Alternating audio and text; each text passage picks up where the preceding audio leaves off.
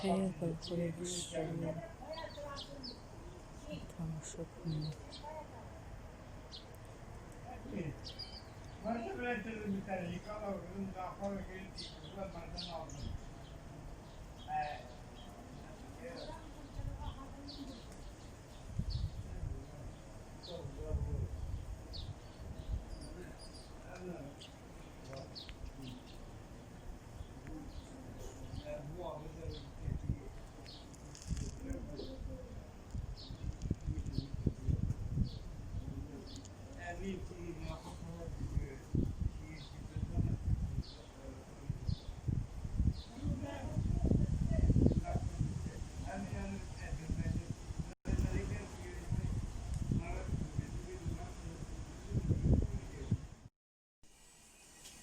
دوستانی عزیز، خوش آمدیم به کانال ما امروز فطیر مسکه تیار میکنیم.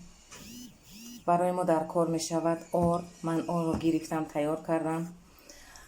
برای نمک من کم ترک دروش گرفتگی خمیر میشوریم، فطیر میکنیم، فطیر مسکه تیار میکنیم. مرحمت تماشا کنیم.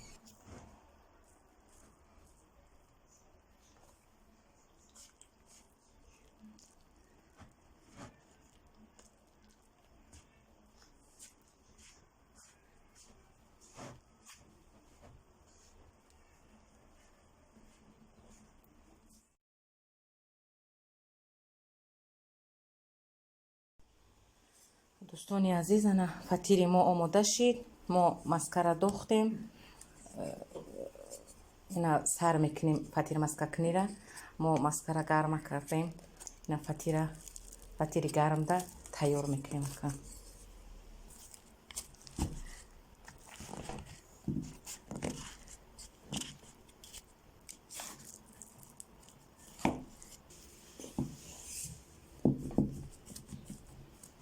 دوستان عزیز، اینا فطیر مسکه ما تیار شد.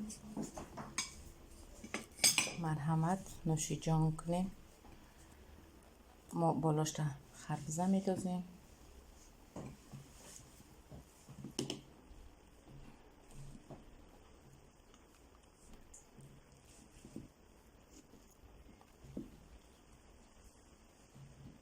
مرحمت دوستان عزیز، اینا فطیر مسکه تیار شد.